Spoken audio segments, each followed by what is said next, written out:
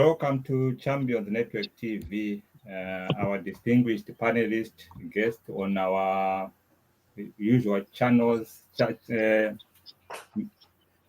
YouTube, Facebook, and LinkedIn. Today we are discussing a very vital topic, Africa's voice on the global stage.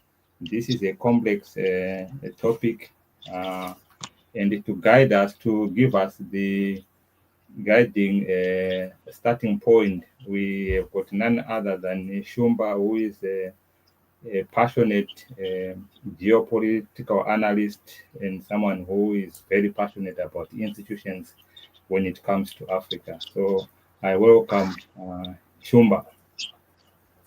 Yeah, good evening, viewers. Right, will give us the guiding starting point. We have got none other than Shumba, who is a passionate geopolitical analyst. Yeah, good evening, viewers. I think today we've got this topic that touches on our very being. It's Africa's voice on the global stage. What does it mean to have Africa's voice? And does it mean having that voice on the global stage? So when we look at Africa, we are mostly underrepresented in global institutions. When we talk of global institutions, we are talking of things like the UN, in particular the UN Security Council, because we find there's no African voice there. So the UN Security Council is like the big boys of international community. They decide, their decisions affect everyone on the planet. And Africa having close to above 1.4 billion people, it's just unfortunate that we don't have a voice that represents us on those institutions. We have institutions like the IMF and the World Trade Organizations. Mostly what you will find is Africa's voice is shaped by its colonial legacies and the external narrative. When we talk of external narratives, we are talking of other people talking about Africa, narrating what it means to be African, narrating African economies, or even coming to preach to us how we should run our economies. So this is where we need to say, what's the African voice? Where our economists, where our institutions to hold collectively so that they can speak on those things. So we're gonna serialize this discussion because it's quite a huge topic, and we're gonna touch on different parts of it. But today we will just look it in its totality, and then we'll go, as we continue, we're gonna go touching each and every topic and digging deep into it. So there are topics that we're going to touch, which are what I've just mentioned, which is the historical marginalization and push for equity, so that the global power structures are aligned with the continent's 1.4 billion people. We need that realignment. And then we also going to look at the demographic dividend, which is Africa is the largest working age population in the world. How are we going to take advantage of this as a driver for global demand, innovation, and labor? So we need to take that into account. And then we also going to look at continental unity and trade, inter-African trade, as well as how we can harness our unity or leverage our unity so that in trade negotiations or in all sorts of negotiations, we are using our mighty as one people coming together to negotiate deals with China, the US, EU, or the BRICS. So we need to come collectively. That's point number 3. And then Africa's role in global challenges, where Africa is partnering with others to look at global challenges like we saw in COVID-19, Ebola, food security, and migration. Africa needs to play a role, and also in climate change and the energy transition, we need to be seen to be on the table. And then technology and innovation, how we can use our education in order to industrialize Africa and also to have digital sovereignty. Because if we allow most of these platforms that are coming, we're going to end up in digital colonization or digital slavery. So that's another point that we're going to look at. And then we also need to look at the geopolitical alignment. How are we going to align ourselves in this world of strong powers? Are we going to align ourselves with the US, China, Russia, EU, Turkey, the Gulf states, or India? Those are the powerful states that we see emerging in today's world. So we need a coherent policy and the institutional capacity building, that is building institutions for Africa that are going to engage in this new geopolitical reality. And then number 7, we're going to look at the cultural and intellectual representation in Africa, how we can cross-pollinate ideas across the continent, how we can provide scholarship or exchange programs that brings Africans together so that we can benefit from Africa's diversity and creativity. And finally, we're going to look at institutional reform and leadership. We need to build those institutions that makes Africa's voice to be strong externally. And we do this by reforming institutions like the AU. And we also need our own version of centers for disease control for Africa. We also need a trade organization or a trade institution that represents the whole of Africa. So I think these are the things that we are going to look in the series, in this discussion of having an African voice on the world stage. I open this to the panel. Thank you very much, Shumba. Welcome, Mr. Makabai, all the way from Uganda. Welcome. Thank you.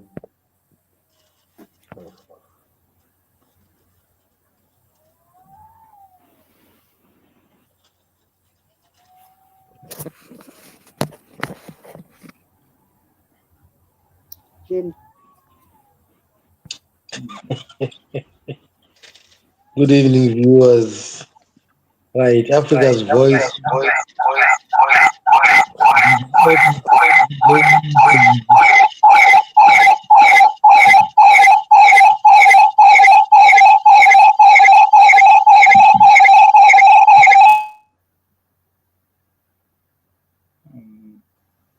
I think Mr. Magabai had the 2 gadgets.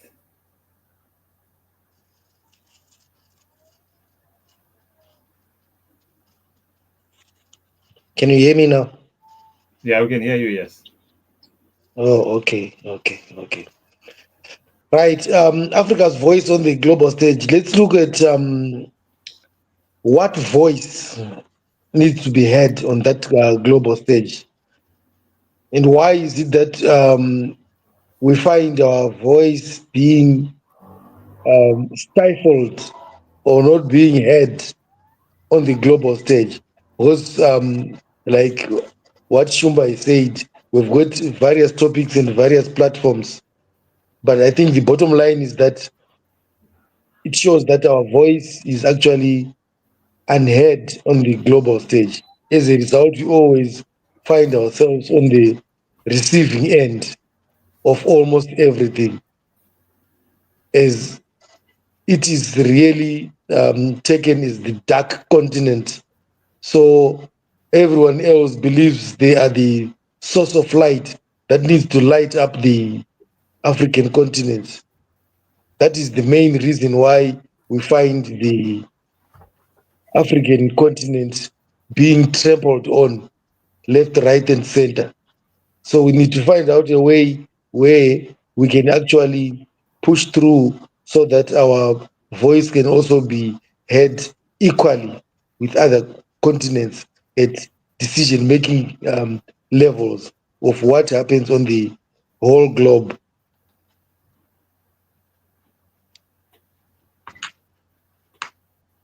Thank you.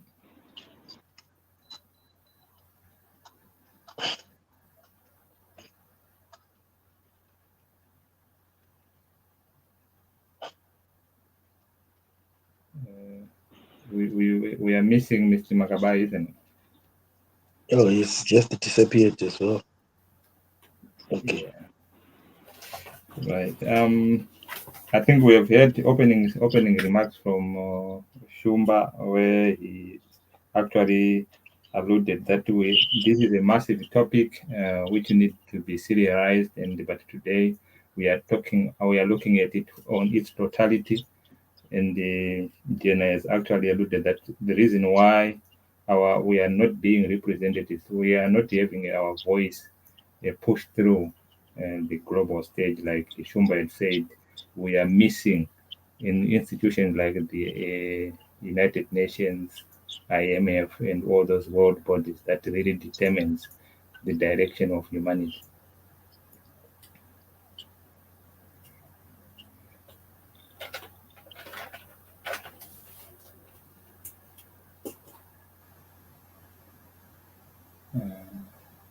Can you hear me, Shumba? Shumba is muted. Yeah, I can hear you. We can hear you clearly. All right. Okay. So let's look at it. Let's look at some of the key statements that was made by some of our world leaders, and when it comes to Africa, I was looking at what Gaddafi used to say. He said whenever he thought about Pepsi Cola or Coca-Cola, people immediately say it is the American or a European drink. But in reality, this is not true. The cola, which is spelled with the Kola, is an African. They've taken it, the cheap raw material from Africa. They produced it, they make it into a drink, and they sell it to us for higher price. We should produce it ourselves and sell it to them. That was Gaddafi. And I think if you look at that statement of what he has just said, what you just read there, this is typical of almost everything, of the resources that we have in Africa, whereby I think we've discussed this over and over again, of getting our raw resources getting exported, and then we then import them as finished products at, I don't know, quadruple time price, but yet it will have originated from Africa. Quite a lot of resources are like that. And if you look at the reasons why that has actually become the norm, or sort of taken as a norm, is to go back to what Shumba said initially, where he was looking at starting actually from the politics, how Africa was viewed, with some people actually claiming to have discovered Africa.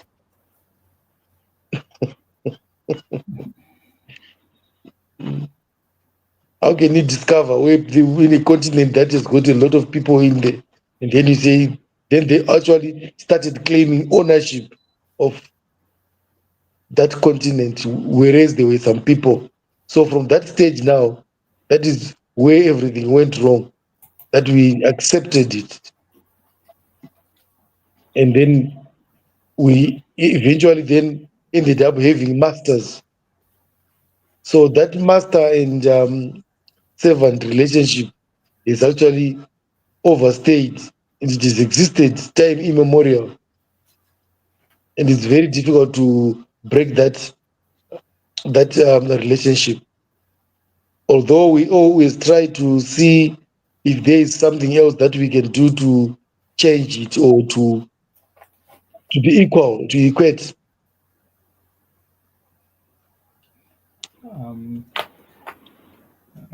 We have got Mr. Makabai. You've come in and out, and I think to summarize what has just gone through is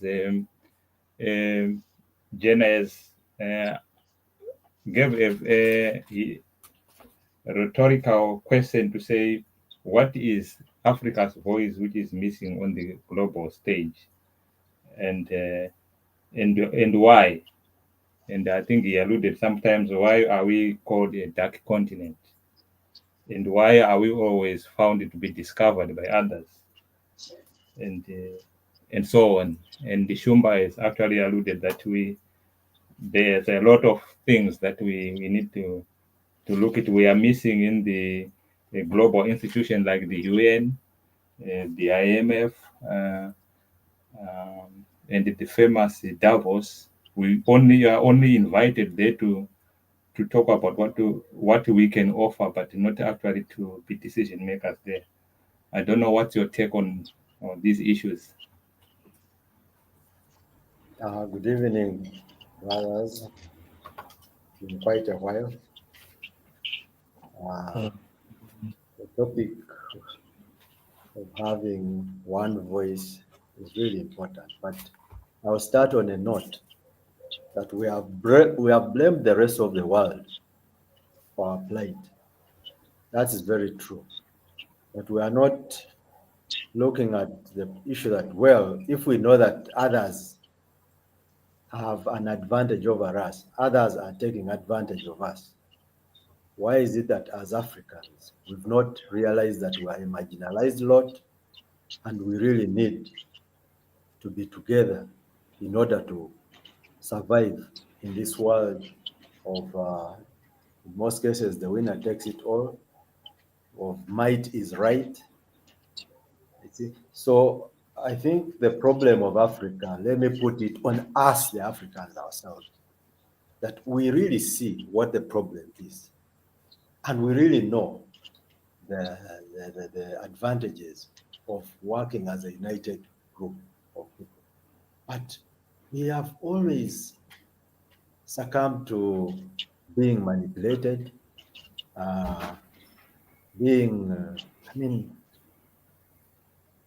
we are just, the mental enslavement has had a very serious toll on us. And we start thinking that we cannot do anything for ourselves and that we must do something with the permission of somebody else, which somebody else has his own agenda. And the moment you don't have your agenda, your own agenda, you will definitely fit in another person's agenda. So I think as Africans, we need to look more. It's an issue of soul searching. Where have we gone wrong? Why do we despise each other? Why do we despise our own selves? We really feel, we are not intellectual dwarfs, neither are we part-time thinkers.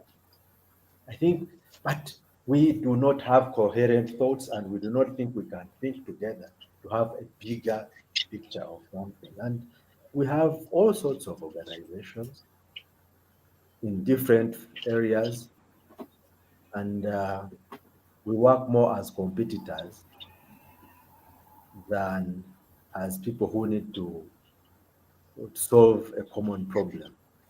And while we are competing with the rest of the world, we are competing with our own selves.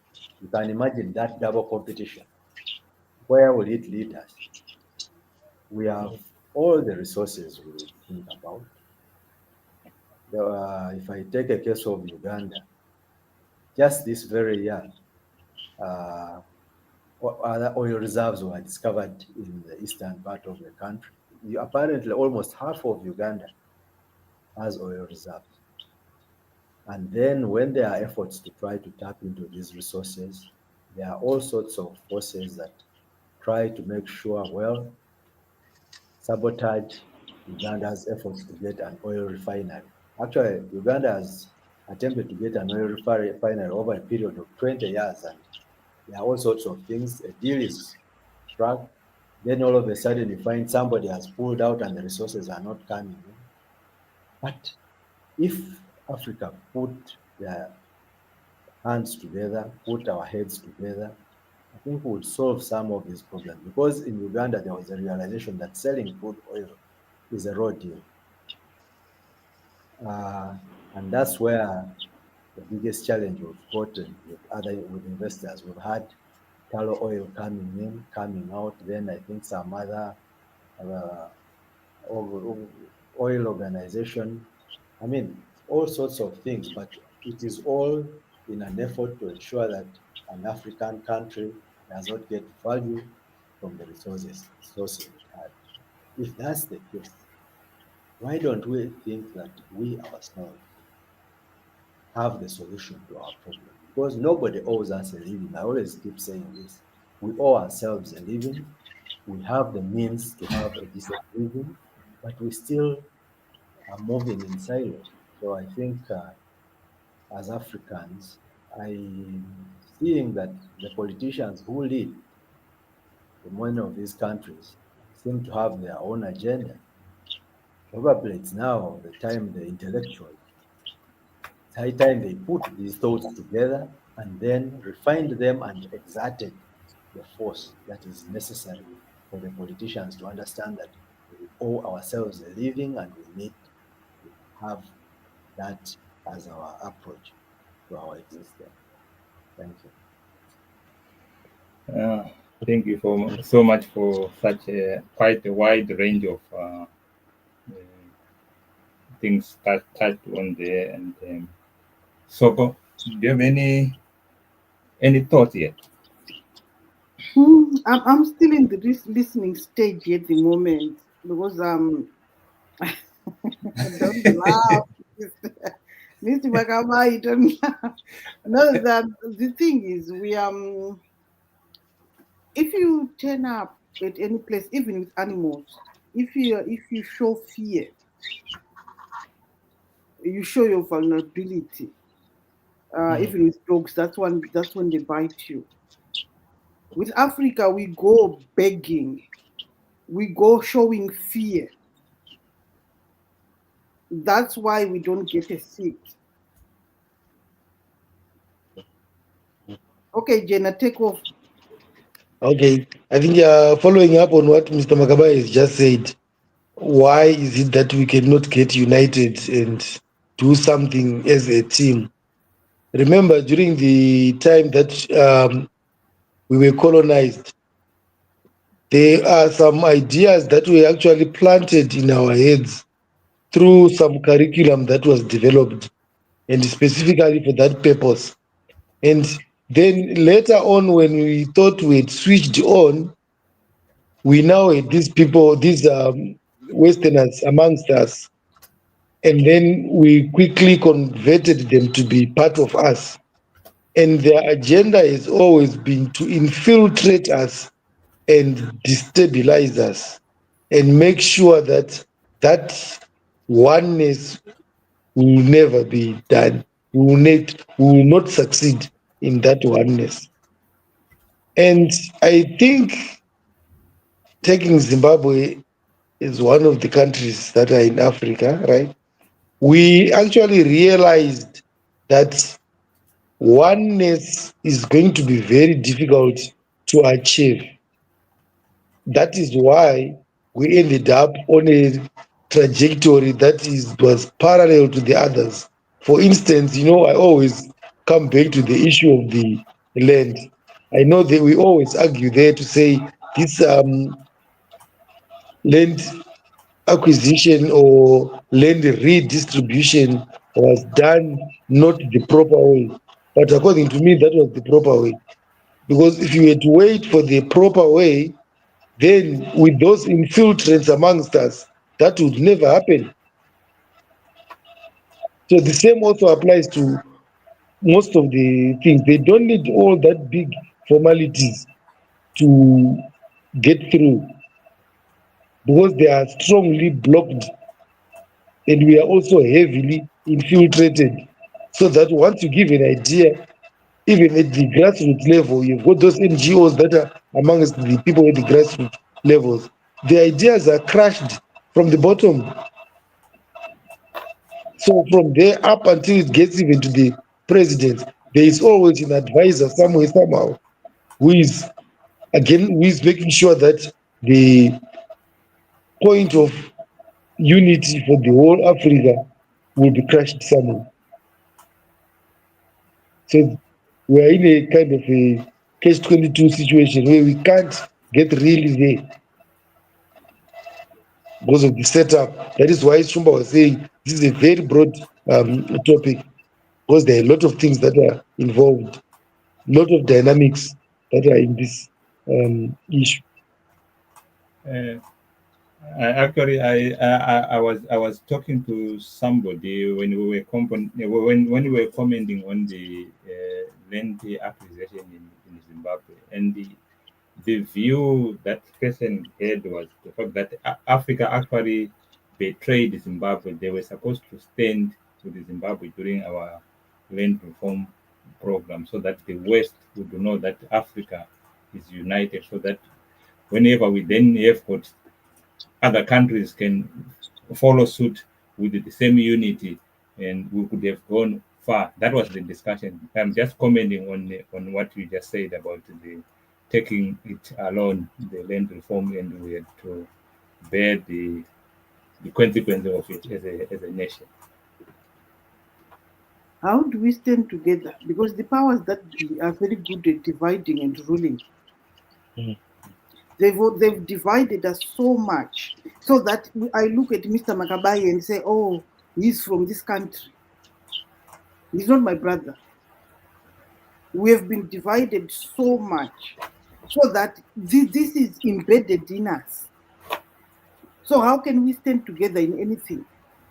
They are united. If you look at Europe, they've got the euro. They've got one set of rules for so many countries. When it comes to their economy, to their trading, to they use one currency. But we cannot do that even with our neighboring countries. We find us killing each other. Why did you come to my country? We don't look at each other as, okay, we are Africa. If your neighbor is suffering, your neighboring country is suffering, we help each other. We're killing each other because they have embedded in us the divide and rule. And it works. It works because they benefit. While we are busy killing each other, they benefit. We don't see it. That's why if this country does something nice, us Africans will be the ones in the first to criticize that. We don't unite and say, okay, we're going to support each other. Even if they do something wrong, we can help each other correct that. No, we don't do that. We are busy criticizing, oh, South Africa is this, oh, Zimbabwe is this, look at Nigeria is this, oh my God. We are the first people to say, oh, Nigerians are very crooked. And white people are taking it from us because we are not united. Let's say you have got 5 sons. This son is a thief, this son goes to church, this son is... Do you throw away other sons? Or do you unite your son? But we don't do that in Africa because the divide and rule works. Even our leaders, they are sitting there at the top and there's a puppeteer pulling strings like this, do that. Say no to this, say yes to this. And then they go and bank, they take money from Africa and come and open accounts over here in Europe and put their money in Europe. That money is supposed to develop our countries. But as long as me and my family get that money, everybody else, we don't care. Even all these SADC meetings, all these OAU meetings, where does that get us? Nowhere. Because they just sit and talk and sleep and drink. And then there's no resolution. How do we, when Shumba used to talk about institutions, I used to think, oh, this guy and the institutions. Now I see it. Because you can't police yourself. Nyoka ura is room. You can't police yourself. You need institutions to tell you, look, what you're doing here is wrong. Look what you're doing. You need institutions in place to take care of everything and everybody. Because if some people are above the law,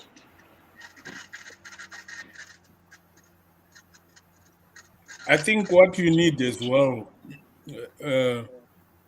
I think I liked what Mr. Makabai said, that it's a high time we stop blaming others. We were colonized, yes.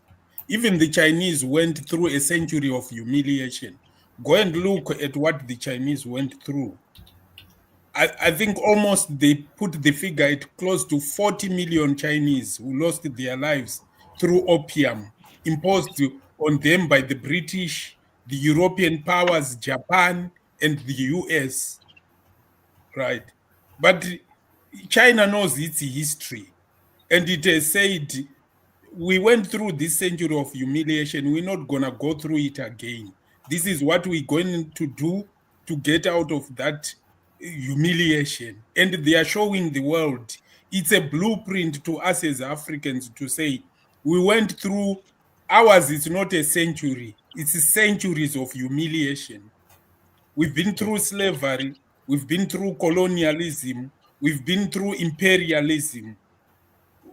Why are we still in the same position? This is where I'm saying Mr. Makabai said it well to say we need to start looking at ourselves. If we build the institutions that will make that are robust enough so that we don't get manipulated, if we got the leadership that we need, this is where Jenna's point comes in. Imagine if during the land reform, when the land reform happened, it's because you had leaders of grit who understood political economy and the importance of land to the Zimbabwean. If they had just listened to say, oh, if you take the land, the economy will crash, up to now, only 10, they were less than 1% of the population was holding 70% of Zimbabwe's land. And us, the majority were crammed into the 30%. The 30% unproductive land. But it took leadership. This is the kind of leadership that is needed in Africa. And that's why I like what we see in West Africa, in the Sahel. We are having leadership. We are not saying they're going to get things right, but at least they are taking things into the ownership of the state, the ownership of the African people. This is what we did to Zimbabwe. The reason why the Zimbabwe economy collapsed is because they wanted to make it a lesson to all other countries that would attempt to do what Zimbabwe did. I was speaking to my brother, and exactly, Jenna, what you said, he said, oh, this was why we shouldn't have done that because it collapsed the economy. I said, what economy? There was no economy for us. It was economy for other people to sustain the dream and vision of other people. We need to start from scratch to build our own economy, which is happening now. Yes, we get things wrong here and there, but collectively, I think this is the model that Africa needs to go forward to say, we don't go begging at other people. We always begging. That's one of our biggest problems. And as you beg, you become subservient to someone. He dictates to you what they want. So we need to stop that begging mentality and know that we own all these resources. We are actually at an advantage to leverage our resources for the development of our nations. Now, coming on to your institutions, Mr. Shumba, I wanted to say what you said is very right, that we at least we are recovering and getting there with our own hands now. So we are building now, and we can safely now say our economy that we have, because we've built it from scratch. But what is now just worrying me, I'm afraid I'll say something that is going to put me in trouble here is that those institutions, the institutions that everyone has seen the institutional power, like the power that those institutions have. But unfortunately, what I've suddenly realized is that the institutional heads are eventually becoming all of them, and all the posts that are actually arising from institutions, especially if they are the heads of the institutions, they are being filled by former soldiers. Former brigadier this is now the head of that. The brigadier this is now the head of that. And I'm not very sure of whether that is going to be very right to say because we are putting disciplined people, or I'm not very sure of that now. Because those institutional power, I'm doubting now it's going to be that venomous it has to be. No, at times you need that, Jenna. Mm. You need that. The only thing is, if that appointments are done on merit, not on who you know, because there's a perception, there's a wrong perception that happens to us when we look at the West. We are sold a lie. I'll tell you, one of the biggest institutions in the UK is their military. If you want a job, I think Soko or Misha can tell you this. If you want a job in the UK, one of the questions they ask you is, have you served in the army before? Discipline. If you have served in the army, you are at the front of the queue than one who hasn't served in the army. It doesn't matter whether it's public service or a private sector. So those are the lessons that we have not learned. And for their influential institutions like the BBC, I'll tell you, some of the top heads of the BBC in the UK, they work for the intelligence, UK intelligence. So you have to align what you want to do. You are aligning your policy and the vision of the country, because we live in a rough world. So you need that, to know that there is alignment across all your institutions. So putting brigadiers there, if those brigadiers know the alignment and know what needs the nation needs, it's quite a positive thing. It only becomes a negative thing if people are just being put just because they are a relative of so and so, they are a relative and so, but they have no clear national vision of where the country needs to go. Yeah. No, I think they're being put on merit. So you've clarified my point there. So so we're in the right direction, which means you're almost like following the Chinese way, where we've got to build a person from Mr. Makombe is not here, the I concept, so that wherever that person gets to, make sure that he's working for the country and for the best of the country, of Exactly. which is normally found in those military trained people because they have the discipline. Yeah. Let's just give an opportunity for our viewers. If you have got any comment and they are watching us either on Facebook, LinkedIn, or YouTube, you can put your comments in the chat box and we will respond to it. And also remember to like and subscribe to Champions Network TV so that we don't miss when we go live. And we just coming very soon. We have got Made in Africa, and so watch this space.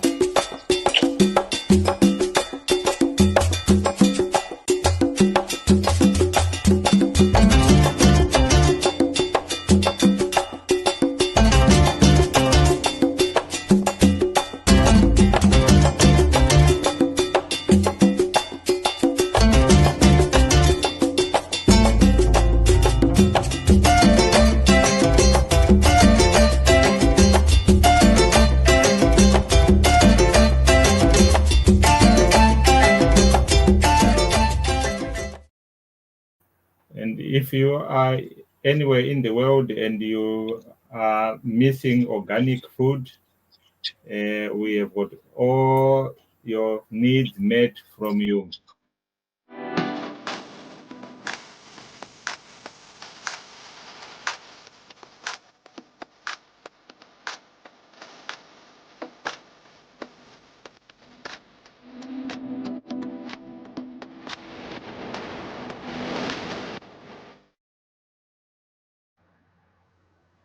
think Shumba, you wanted to say something after Jen there. No, I had just finished saying my point, I think. Okay. I think it was Mr. Makabayo. Yeah, I wanted to say something. Our sister talked about the kind of education that we've had. I think one area that we need to really focus on as Africa is what we are teaching, right from the most tender age to the advanced stages. I can comfortably assure you that of the knowledge that I got in high school, university, I may be what is maybe very applicable to my work, maybe about 10% or less. We dwell so much, we teach ourselves so much that is not of so much help to us. Uh, I was one time while doing a course, we were doing having a discussion on the subject of entrepreneurship when I was doing my master's in business administration. And we were asked, what do we think should be done to improve graduates? I mean, to make them more marketable. And I was saying, you see, when we are going to school, we get so limited. Language is a very important thing in life. And you will find that there are limited jobs in our own economies because there are shrunken economies, there are economies that have stagnated, that have not grown, are not expanding. But if you go to learn another language, if you are Anglophone and you studied French or studied Arabic, chances are very high that if you moved there, you would get a job. If I studied French and maybe went to Rwanda or went to a West African country, it would be easy. And you find that the people who are French speaking always take the trouble to learn English. Those of us who were brought up in the English speaking nations were enslaved into thinking that that was the most superior language to be used. And we get limited to knowing only one language. Now, if you go on the international forum, which other international language do you speak? Nothing, only English. Now, if you say Kiswahili, fine, Kiswahili, but where else other than in Africa will you apply Kiswahili? It will be. So that is one thing that we need to look at education. We need vocational education because that teaches practical skills and teaches people to do it themselves in many of these things. Now, we talked a bit about the military setting in managing some of these affairs. And that's very evident in my country, Uganda. For example, the permanent secretary of Ministry of Agriculture is a major general. The minister for Works and Transport is a general. The minister for Internal Affairs is a retired general. His permanent secretary is a general. Now, you find that the Ministry of Internal Affairs, the immigration bit especially, used to have lots of challenges in issuance of passports, in issuance of work permits, issuance of visas. But the moment they brought in this set of generals, and I would like to commend their efforts, our immigration services are better streamlined than they were before. Because the director for immigration is General Goa, and is a person I got to know when he was just a captain, now he's a general, but very disciplined. And they have tried to bring in, so the disciplined forces, especially, if they maintain discipline in their work, they are likely to replicate that to the rest of the population. Now, in Uganda, at one point in time, before you went to university or higher institution of learning after A levels, you are required to go for basic military training and political education. I underwent that. I did military training for 3 solid months, where we had to learn platoon battle drills, section battle drills, and you would be ready to go for combat. Anyway, the country was in a war situation at one point in time, and that's something I never forget to state when I was coming to UK to do some official work one time, I had to state that clearly in my visa that I had done military training, because should they get to know about it later on, then they think you have come to UK to promote That's fine. terrorism. They'll ask whether you know how to use a firearm, and I will say, yes, I know how to use certain firearms. And if I was given a firearm, I would easily get to know how to go about it. But you see, one thing that military training gives to people is it instills a lot of confidence. It also instills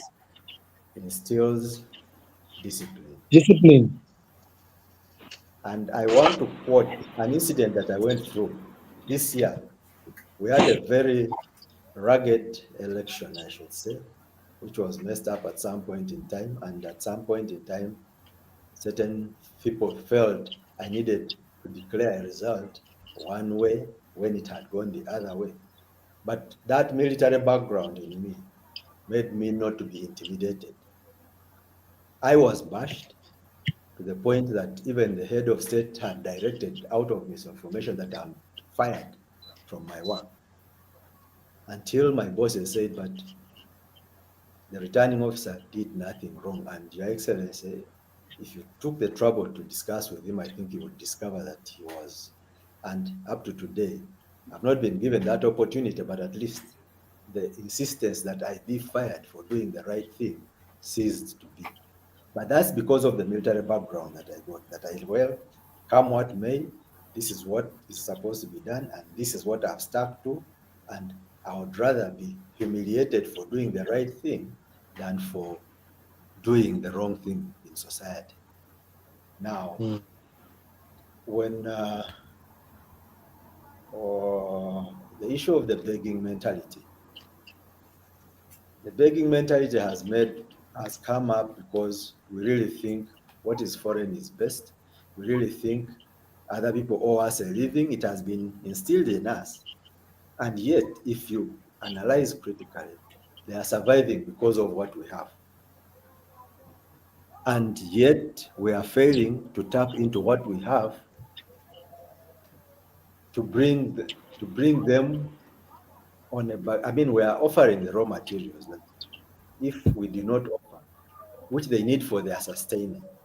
Now, if we do not know that we are the producers and we need to determine the state, I mean, the market rates and the rest of it, we shall continue being, getting the lowest deal.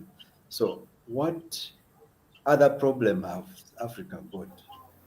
There have been efforts, and especially through the liberation movements. The liberation movements have come with very good agendas, start very fast, but I think they have suffered what one of us has already talked about, infiltration. They get infiltrated, their good ideals are put aside, because I was telling you about the military training programs that we had in Uganda, how it got stopped all of a sudden and was at the lowest cost. Because when we used to go for that training, you would carry only extra clothes and a blanket. And the starting point would be, when we would reach the camp, you would sleep in a warehouse where all of you would fit. The following day, you had to build your own huts, which you would use for the next 3 months. There are times when we would even be prompted to destroy them and relocate to another place and go and construct afresh. In other words, we are being combat hardened, learning to live in a difficult time and disciplining ourselves. And then we would have the political economy lessons, we would have this, getting to understand the world dynamics so that you are not shocked by certain things. You will not be shocked by what you would understand what imperialism is all about and how you fit that equation, and therefore how to go around it in the event that you are being squeezed. You would get to understand that this is happening because of this characteristic of imperialism or neocolonialism or whatever, that had to be stopped at some point in time, and nobody talks about it again in Uganda. And we had a very enlightened population. And then, when in 1986 the National Resistance Movement came from the bush, they suspended political parties that were in place.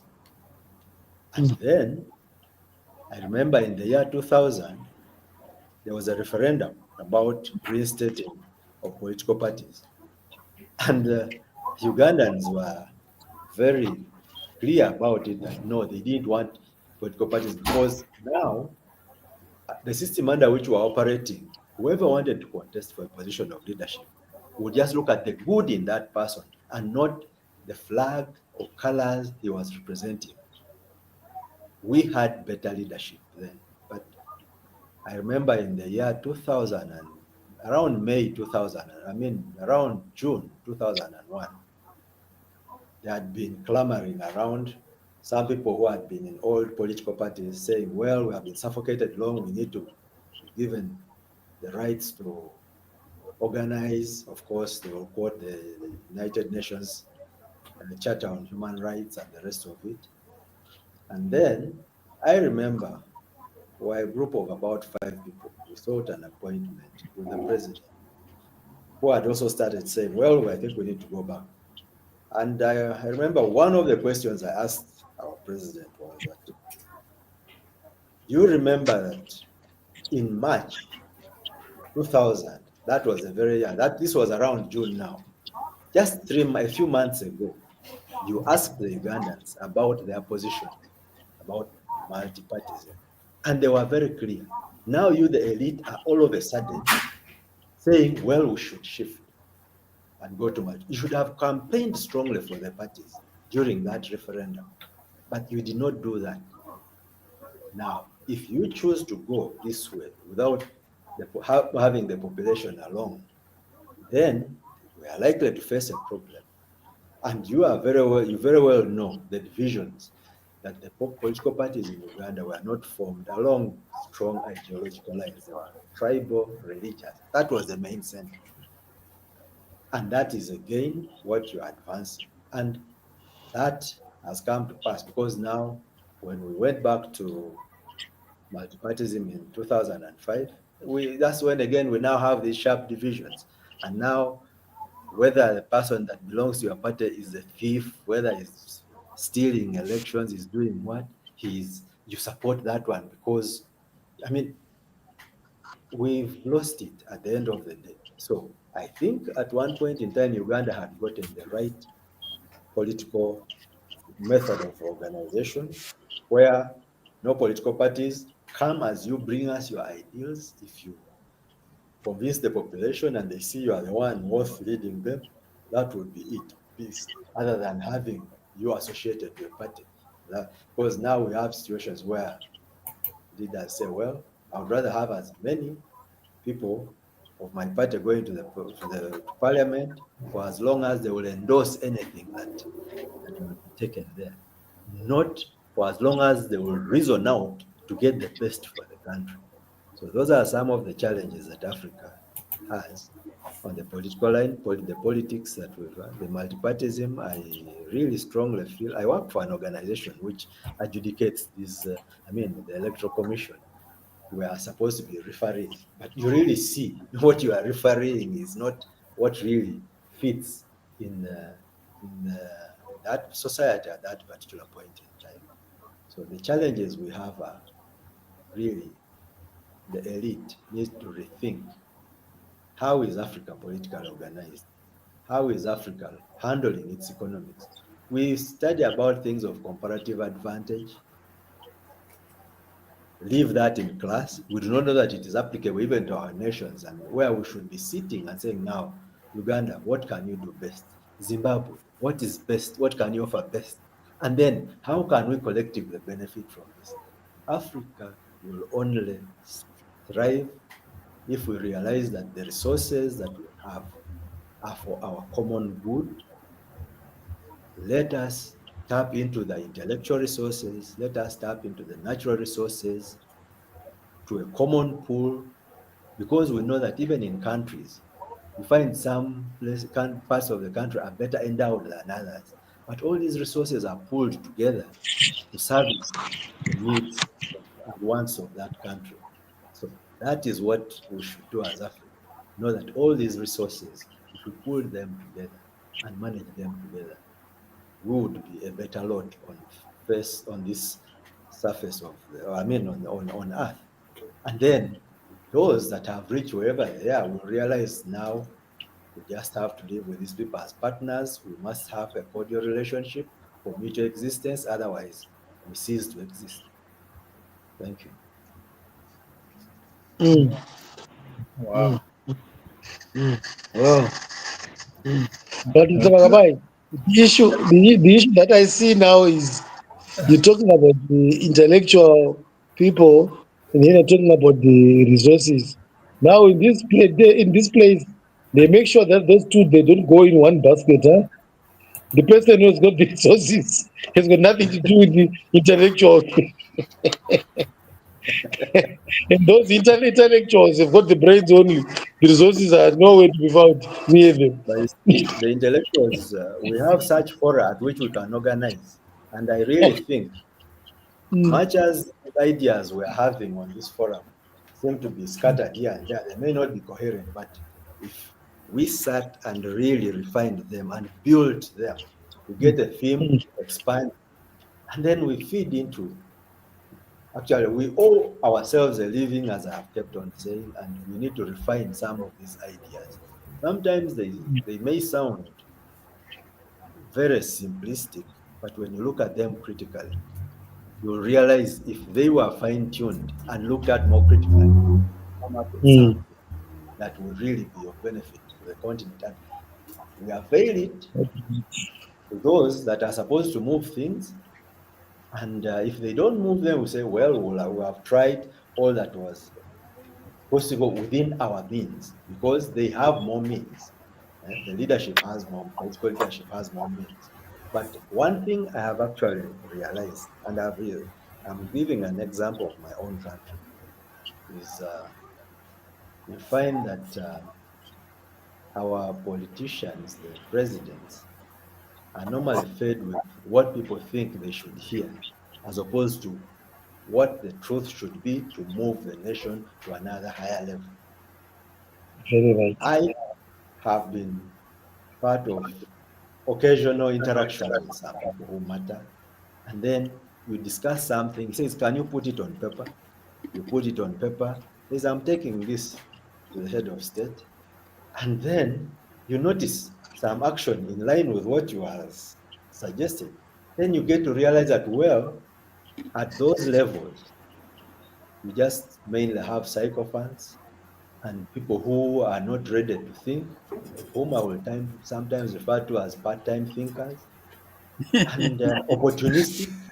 All they are doing there is to access as much as possible to build their nests and not work for the good of the country. So they are not offering critical thoughts that should drive the nation ahead. I think in this picture, Shumba was confirming the importance of having military training. These are Rhodesian women who were ready to die for Rhodesia. Mhm. Do you want to comment on it, Shumba? Yeah, I think this is one thing that Jenna doesn't know, that I've advocated for quite a long time. I don't know why we got rid of the national service. We really Zimbabwe needed to maintain the national service, so that a kid, before they go to university, they need to go even 1 year or 6 months. But we need to do it in a proper manner, not those like the green bombers, where it's not attractive. Norway is national service. The UK used to have the national service. And I think Israel has got national service. The way they do it it makes it so attractive to the youth to say, you give incentive to the youth to say they will really need to serve in the military for for 1 year before they go to university. And some will even decide to say, no, I'm not going to university. I'll spend most of my time in the Zimbabwe Defense Army. I've always advocated for that. It brings discipline to the country. It brings also direction of purpose. That's why, the problem we have, like Mr. Makabayi has said, when we rely too much on politics and we fill all these ranks within our countries with career politicians, celebrity politicians, the problem we have, they are not aligned to the needs of the nation. They are driven more by the incentive system of, if me and I get a car, I get all these packages that come with that office. That's what they all want. But if you have realigned your institutions, like the military, and say, all those young people we have served in the military are now going to serve in the public service. That discipline that they've had in the military training is transferred into your public service. And your politicians, even your politicians, you are saying no one can be a politician unless they've served in the military for 1 year. I've always said, even, the Herbert, we've got what we call, Mr. Makabayi, in Zimbabwe, we have the Herbert Chitepo School of Ideology. It's the preserve of one party. And I've always argued that it should be non-partisan. Yeah. Everyone aspiring to be a politician in Zimbabwe, should actually be asked to go through the Herbert School of Ideology, so that they align with what the nation wants. You have to reform that school so that it teaches politicians what is exactly their role when they get into office. So those are the things that are missing. And then to touch on Mr. Makabayi's point of cross-pollination of ideas across the African continent, I think our leaders has been a biggest hindrance in that we have maintained these zoos or nation states to our own detriment. Instead of gradually opening these borders, these liberation parties, they knew what we fought against. They should have been the ones really pushing to say, let's open these borders, not just suddenly, but gradually, so that our people start getting along until there's no friction between our peoples visiting each other. So those are the things that we need to touch on so we can grow as Africa. Mr. Shumba. Okay.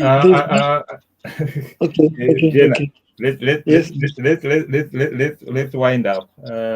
I know we have got Mr. Makabayi. We might have spoken about this before you joined us. That I think this topic needs to be serialized, where we discuss different topics in depth at different times, not necessarily as a panel, but we can find ways of actually putting it into series.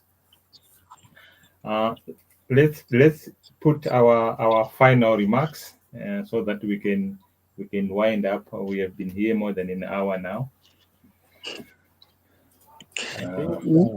I can't really wind up with this wound that is on my. Okay, go on then. Go on.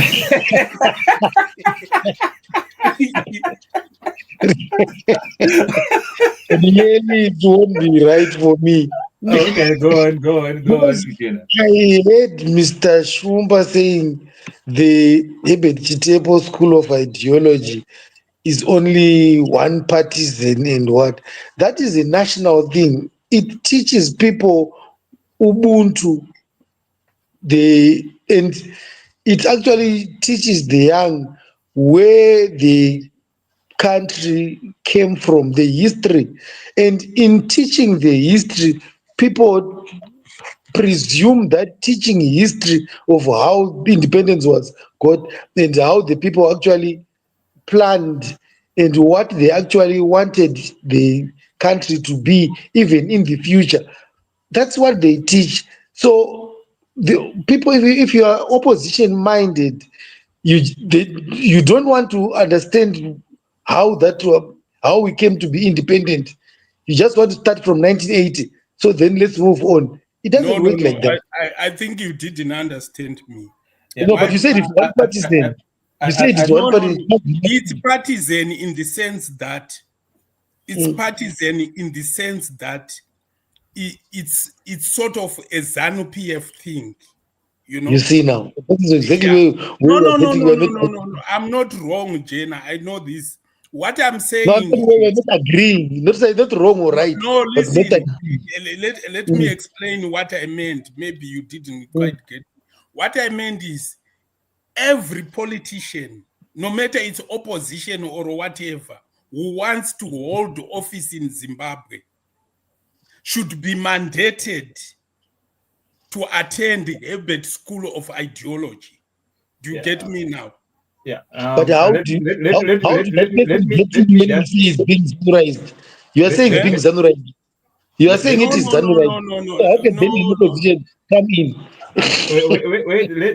Let me also come in there. The Herbert School of Ideology.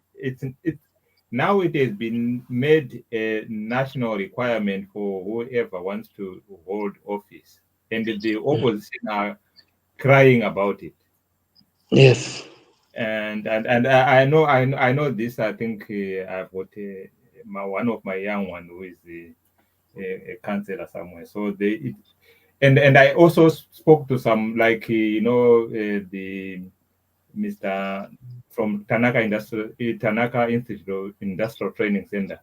It's now a requirement if you want to hold public office to go through that. But a lot of people don't like to do it, and that's one of the reasons why I wanted to have a copy of the curriculum, what people learn there, so that at least we can also articulate it here on our own. Yeah. If they are going that direction, that's the direction I'm talking about.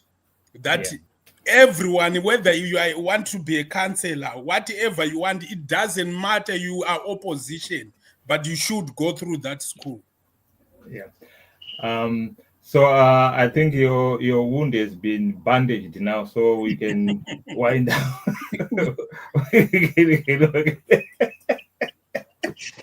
Yeah, kind of. We have the same accusations about the in Uganda. You had the same ones, education in the past. It was rebranded to the National Leadership Institute, where there is still some aspects of what we used to do under the National School of Political Education, but they normally go for 1 week, 3 days, where not much really is taught. But all in all, that shows that, one, the ideological understanding of the population needs to be modeled, needs to be guided about what the ideals, the national objectives are. Because these objectives are normally in our constitutions, but there should be an opportunity to clarify them under a common setting where people reason and discuss about them, and ultimately it gets entrenched into our brains. And it's important for people occupying positions of leadership, councillors, as you've put it, members of parliament, to go through such education, so that you have a common understanding of what the objectives of your country are, and you should work together regardless of your political differences.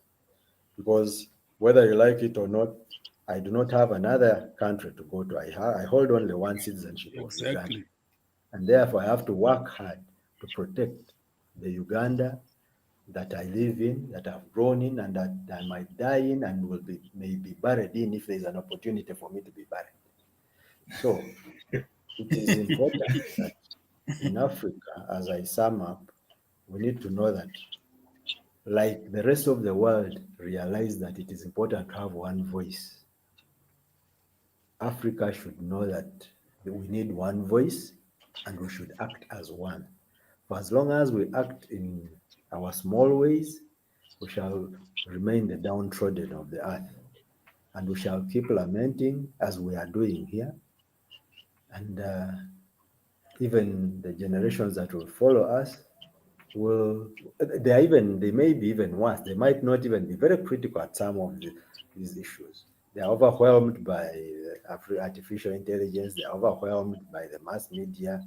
And at the end of the day, they look at, their brains are more washed than ours. For us, we are fortunate a little bit that we are African and do something for Africa. But for them, they are more of fancying the Western world, and we might be having a lost generation in Exactly. our children or our grandchildren. So it is our role to bring them back on course to get a realized man. Whether you like it or not, you are an African.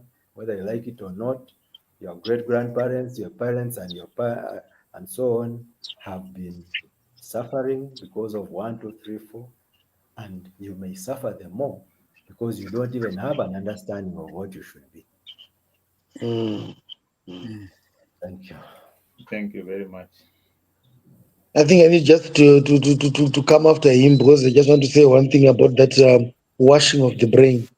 In this end, we've got a small liquid that has just been added to the washing of the brains, which we call Toriro. That one is completely cleaning the brains of the youngsters. Okay, then I just want to read a headline from the one of the publishers, the New Zimbabwe, on 23 August 2024. The headline says, government introduces Herbert Chitepo School of Ideology to local authorities training manuals. CCC agrees to the program, which is the major opposition party. So let's just treat it as it is. It's a national thing, right, for all parties, as of from what is happening there. Okay, then my remarks will be to say now, yes, I allude to what he has just said. He said there must be one voice, and to make that voice to thunder more, we must actually agree on the resources. As long as the resource control is controlled and agreeably by us in Africa, to say if we've got the ivory from the elephant tusks from any of the country, we set a price for the whole continent, then we agree to move on like that, then, or even the gold or whatever, then we can say we are now talking. Because the voice that we must have must also be economical. The money, yes. I'm saying your prices of gold and commodities are set in London and New York at the You moment. see now, that's why I'm saying it must be said by us. Then that's what we now call one voice, not just the voice of making noise. All right. Yeah, I think in conclusion, I would just like to say, I'm not disputing with what you are saying, Jenna. I think when it started, Herbert Chitepo was sort of focusing on one party, but I welcome the idea that it's broadening now because it's about national leadership. When you want national leaders, you don't look at developing one party, you look at encompassing all your citizens. Whoever wants to hold national office, whether it's a councillor, an MP, a minister, they need to be going through that kind of training. And I would even add additional, maybe those people, the reason why they don't take these offices seriously, maybe they also need maybe 3 months training, military training. True, it works. You're right. It works. Discipline is 3 needed. months military training to know what it means to defend your country. And then from there, I think we'll be good to go. Also, what I appeal to our leaders is really opening these borders. I think the greatest mistake that happened was when we won our independence, with South Africa becoming the remaining independent. We really continued to stick to those traditional borders. I think there should have been a whole mass movement of people across borders, just to dissolve. You maintain the borders so that people think they still exist, but you are dismantling bit by bit until there's that homogeneity that by now we could have been talking of SADC as a country, not as as what it is, with one passport. Because if you look at demographics, when we talk of Africa having 1.4 billion people, Southern Africa is the least populated part of the continent. Look at the size of Namibia, look at the size of Botswana, and the kind of populations they have. So it doesn't make sense that we are still living in independent countries. SADC should have been a community by now, where we have all our SADC passports, and it would have avoided a lot of manipulations. Because right now, I think what's happening in South Africa, you can see the people who hold the economic power in South Africa actually want blacks to be on each other's throat, because it offers them that diversion to say, whilst they are fighting, they solidify their power. So we needed that kind of vision to say, where are we going after gaining our independence? I think I will end there. Wow. I think this is a topic that would have taken us even into the early morning hours if we didn't have people like Mr. Makabayi, who are almost in their midnight now. Yeah.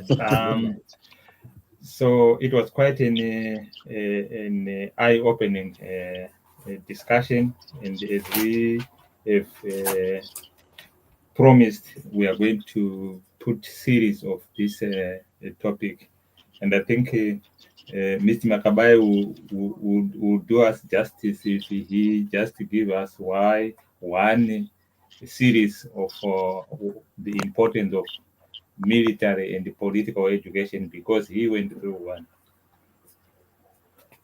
I Right, think and of discipline and confidence. yeah. Discipline and So, confidence will be some of the things that one can get from military training. Let me just give some of the closing remarks from our panelist. Mr. Makabayi has emphasized from his first contribution that Africa, we owe nobody nothing. We owe it to ourselves. We need to unite. We need to pull our resources together so that we can move forward. And actually, he gives a very sobering analogy to say, if we are not careful, we shall have a lost generation whom he says are brainwashed. And Mr. General added to say that they are even brainwashed with Mtoriro. So we need to be mindful of our duty to remind our children that where do we come from as Africans. And Jenna reiterated the fact that the staple school of ideology in Zimbabwe is now national, as he quoted an article from the New Zimbabwe, which is an online newspaper in Zimbabwe. And he says, we need to speak with one voice, and that one voice has to come with thunder, which means we agree on how we negotiate on our resources. If we put price that is put in Uganda, should be the same price when someone goes to Zimbabwe or when you go anywhere, so that as a continent, we are speaking with one voice. This is one voice that we have to speak on the world stage, to say our resources are valued at the same price in Africa. Shumba says he acknowledged the same thing. It was one voice, and was also He says, I think another addition should be anyone who aspires or already occupies political office should also go at least 3 months of military training so that we they know what it means to defend our country. We should now have one post, for example, in SADC, and pulling our resources together. So this is all for now from us as Champion Network TV. Thank you for joining us. I think we had Christopher saying hi to us, and also we had Cassandra saying Team Humanity, and there were a lot of emojis there. Team Humanity Africa. So we have got a new name. We are Team Humanity Africa. Apart from the fact we are Champion Network TV. So thank you for joining us and engaging with us. That is all from us, from Champion Network TV. Watch the space for the series on the Africa's Voice on the global stage.